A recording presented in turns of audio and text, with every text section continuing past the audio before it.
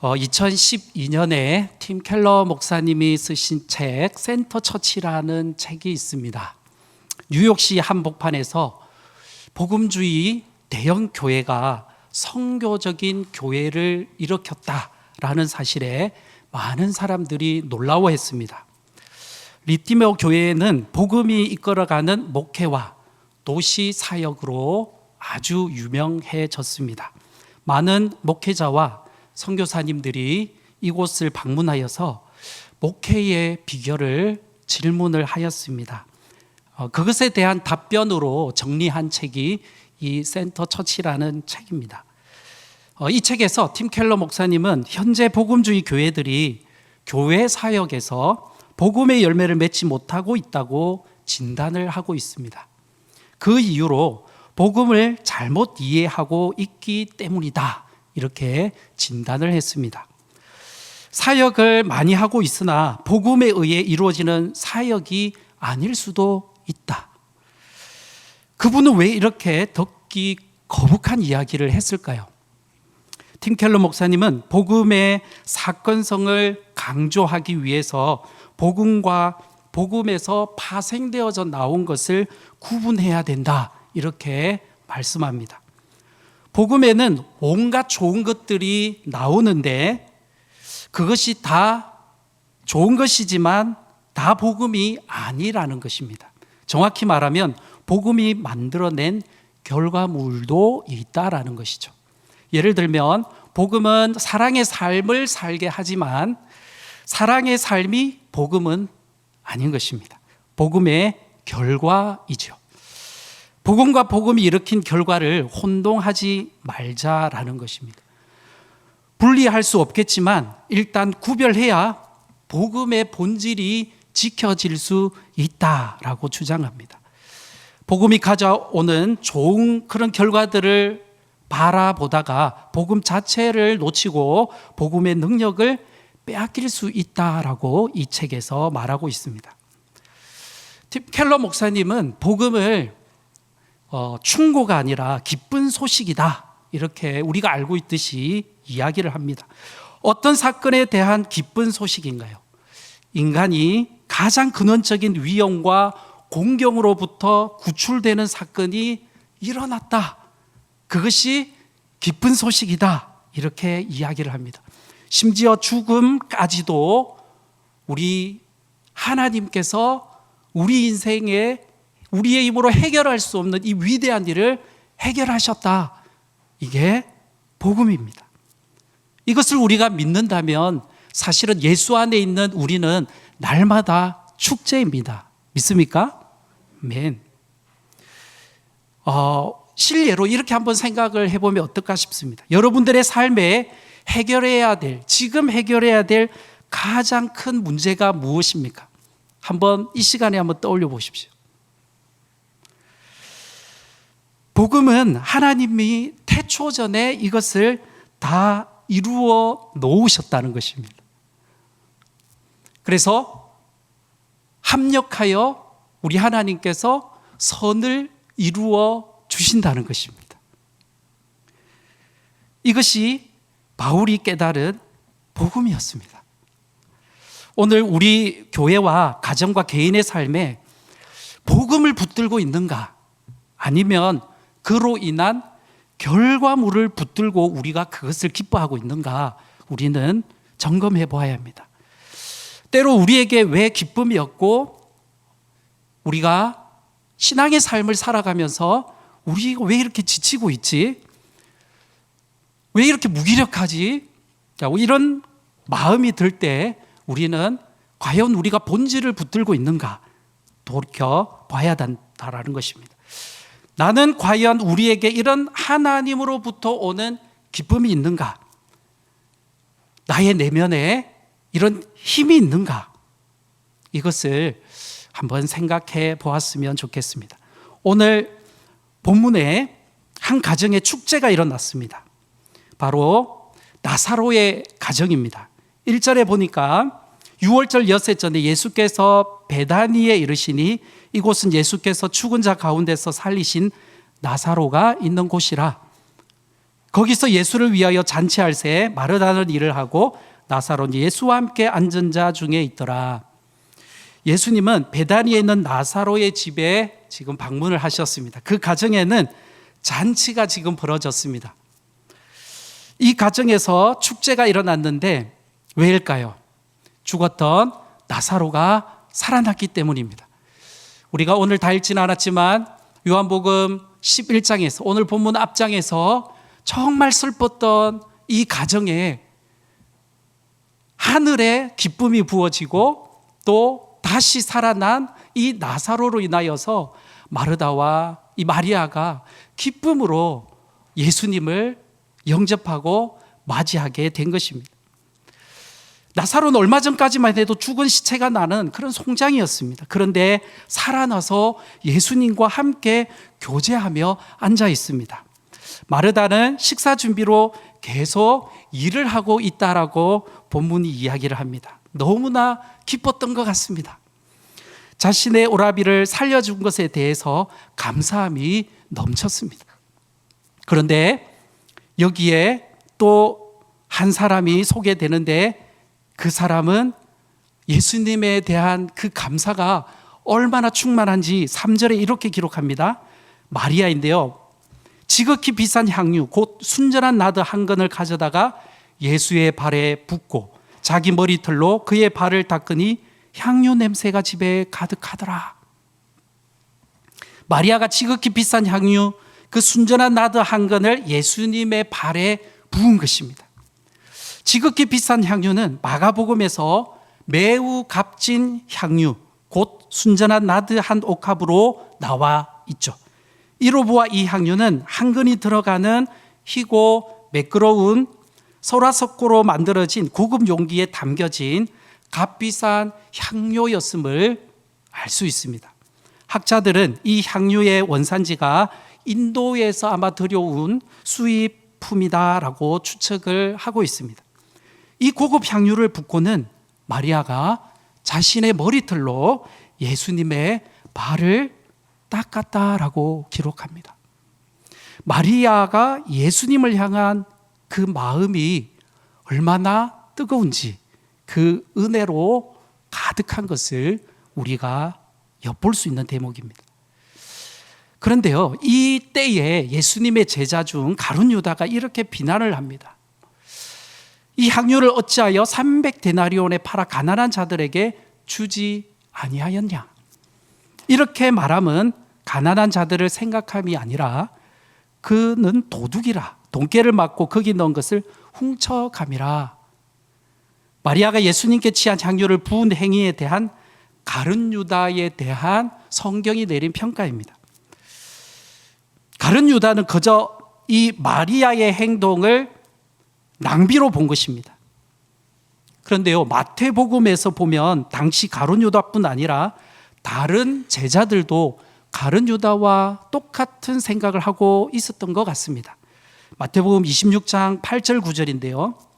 제자들이 보고 붕괴하여 이르되 무슨 의도로 이것을 허비하느냐? 이것을 비싼 값에 팔아 가난한 자들에게 줄 수 있었겠도다. 마리아가 예수님의 발에 부은 향유는 자그마치 300데나리온이라는 가치입니다. 당시에 한 데나리온이 품꾼의 하루 삭시입니다. 300데나리온이라고 한다면 우리가 주일에 일을 하지 않는다고 볼 때 1년 연봉에 해당하는 값입니다. 우리 주님은 이 마리아의 행동에 대해서 이렇게 말씀하십니다. 그를 가만두어 나의 장래할 날을 위하여 그것을 간직하게 하라. 가난한 자들은 항상 너희와 함께 있거니와 나는 항상 있지 아니하리라. 이렇게 말씀하시면 거기에 모여 마리아를 비난하는 모두를 저지하시고 아름다운 마음을 가진 마리아의 마음을 지금 예수님은 헤아려 주고 계신 것이었습니다. 예수님의 장사를 예비하는 마리아는 몰랐지만 곧 있을 예수님의 그 십자가에서 구속사를 이룰 때에 사용되어질 그 일에 마리아가 쓰임받고 있다는 것까지 예수님이 일러주셨습니다. 사랑하는 성도 여러분, 이 이야기에서 우리가 무엇을 생각해 볼 수 있습니까? 마리아의 이 순전한 나들을 깨뜨리는 것과 가룟 유다가 생각한 이 낭비라고 하는 이 생각의 차이가 무엇일까요?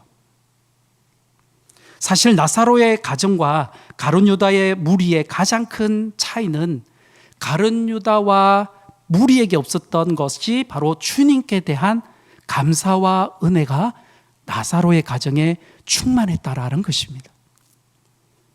즉 다시 살아난 오빠의 그 기쁨, 이것이 그 가정의 기쁨이었고 이것은 이루 말할 수 없는 구원의 기쁨이었습니다. 마르다와 마리아의 헌신의 힘은 바로 이런 구원의 은혜에서 흘러나온 것이었습니다. 만일 마리아의 행동이 여기서 끝났다면 본문이 주는 감동은 그다지 크지 않을 것입니다. 왜냐하면 비록 그 향유가 값비싼 것이라고 하지만 조그만 생각을 해보면 돈만 있다면 얼마든지 그것을 사고 예수님 발에 깨어 부을 수 있다라는 생각이 들기 때문입니다.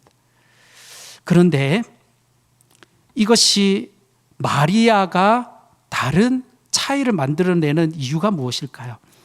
마가복음 14장 9절에서 예수님은 복음이 전파되는 곳에는 이 여자의 행한 일도 말하여서 저를 기념하라라고 기록하고 있습니다.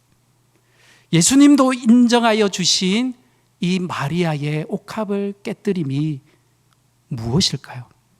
그것은 바로 향유를 붓고 난 후에 보인 마리아의 다음 행동입니다. 우리 3절을 다시 한번 볼까요? 같이 읽겠습니다. 시작.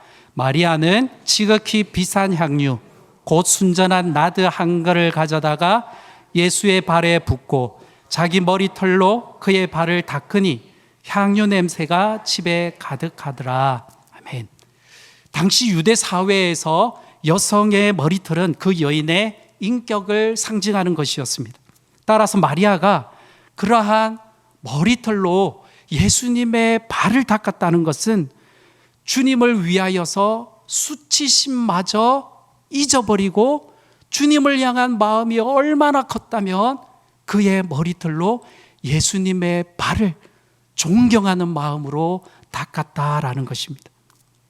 예수님이 받으신 것은 어쩌면 값비싼 향유 그 자체가 아니라 마리아의 이 마음과 정성이었을 것이다 라는 것입니다.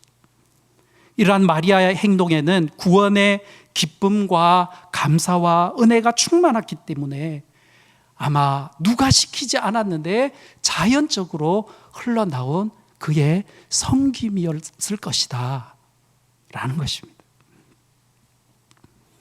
우리는 이 본문을 보면서 우리의 신앙의 외적인 양식도 중요하지만 정말 본질적인 것은 우리의 마음이다라는 것을 깨닫게 됩니다. 그러기에 우리는 우리의 마음에 이 구원의 기쁨을 회복해야 합니다.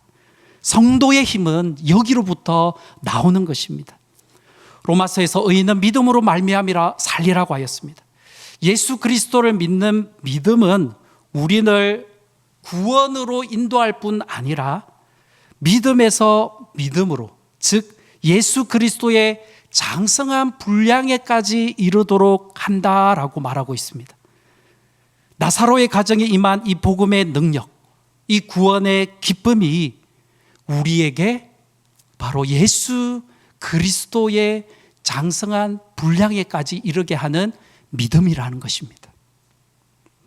에베소서에서 교회가 마지막 날에 싸울 것은 우리의 무기 가운데 구원의 투구를 써라라고 말씀하고 있습니다. 왜 그럴까요? 사단은 우리가 주님을 향한 기억과 주님에 대한 이 감사, 이 모든 기억을 앗아가고 있다라는 것입니다. 사랑하는 성도 여러분, 구원의 투구를 써야 합니다. 우리가 교회가 거짓 감정에 속아서 우리가 세상의 것으로 채울 때에 더 이상 우리가 하나님을 향한 그 기쁨이 참된 기쁨일 수 없고 우리는 세상에 있는 그런 모조품으로 인하여서 우리의 기쁨을 삼을 수밖에 없다는 것입니다. 이 시대는 특별히 주님과의 관계로부터 오는 기쁨과 즐거움보다, 또 예배에서 오는 기쁨과 즐거움보다 세상에서 오는 그 기쁨으로 많은 것으로 대체를 하고 있는 모양새입니다. 지난 여름에 많이 무더웠지 않습니까? 기사를 보니까 직장인들이 휴가를 가지 않고 어떻게 합니까? 집에서 넷플릭스와 함께 휴가를 보내는 것입니다. 젊은이들 사이에서 호캉스라는 말이 유행했었는데 호텔에서 휴가를, 요즘은 네캉스가 유행인 것 같습니다. 참 이 힘이 엄청납니다. 빨아들이는 힘이 엄청납니다. 그죠? 이 보고 있으면요, 이 드라마 안에서 세상 사는 지혜와 위로와 기쁨이 다 있습니다. 하나님의 말씀을 대체를 하고 있습니다. 그 자리를 꿰차고 있는 것 같습니다. 우리는 하나님으로부터 오는 기쁨을 앗아가는 세상의 모조품에 만족해서는 안 될 것입니다. 이러한 즐거움은 한순간이고 결국에는 우리를 무기력함으로 만들 것이고 결국에는 우리를 공고하게 만들 것이라는 것입니다. 적지 않은 사람들이 이런 결핍으로 세상에 있는 모조품으로 채우고 있다라는 것입니다. 지난 98 성령 대집회 참 은혜가 됐었죠. 저도 모래바닥에 앉았지 앞에 가서 은혜를 받으리라 그러고 비집고 앞자리로 가서 사모함으로 참여를 했습니다. 그 가운데 저에게 너무 깊이 다가오는 메시지가 있었습니다. 이찬수 목사님의 메시지인데요, 그때 주신 메시지 가운데 너무나 이건 정말 시대에 주는 메시지다, 그런 메시지가 있었습니다. 결핍이 없는 사람은 없다.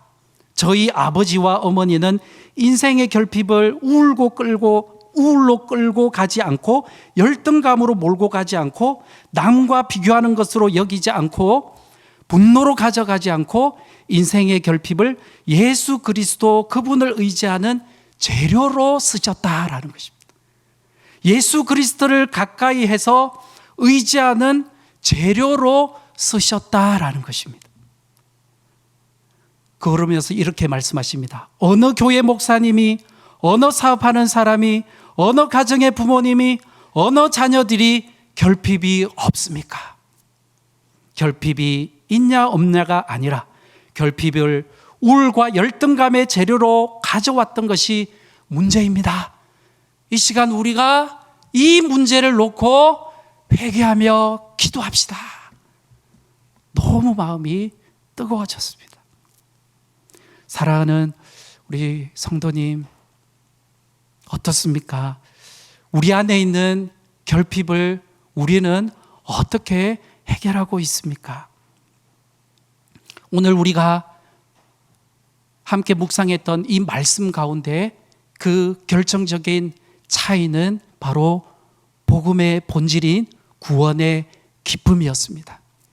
오늘 이 본질을 우리가 기뻐하고 있느냐, 아니면 이것으로부터 나온 결과물들로 인하여 내가 기뻐하고 있느냐, 우리는 분별해야 된다라는 것입니다.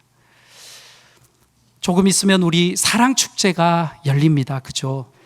이 기회를 통하여 다시 한번 주님이 우리 교회에 주신 은혜를 기억하고 또 우리 가정에 주신 은혜를 기억하고 우리 교회와 가정에 또 개인에게 하나님이 우리에게 주신 이 구원의 기쁨을 기억하고 감사로 또 그 은혜로 충만한 기회로 삼아야 할 것입니다.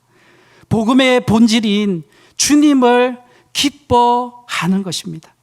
하나님을 대체하고 있는 세상의 모든 모조품들이 말씀을 듣는 가운데 낱낱이 드러나고 주님의 그 사랑에 이러한 것들이 연기처럼 사라지고 하나님의 사랑에 감동이 되어서 그 은혜로 인하여서 우리의 신앙이 깊어지고 우리의 헌신이 새로워지고 우리의 마음이 기쁨이 회복될 수 있기를 축복합니다. 깊어져가는 이 가을에 주님의 사랑이 본질로 그 구원의 기쁨으로 더 깊어지시기를 예수님의 이름으로 축원합니다.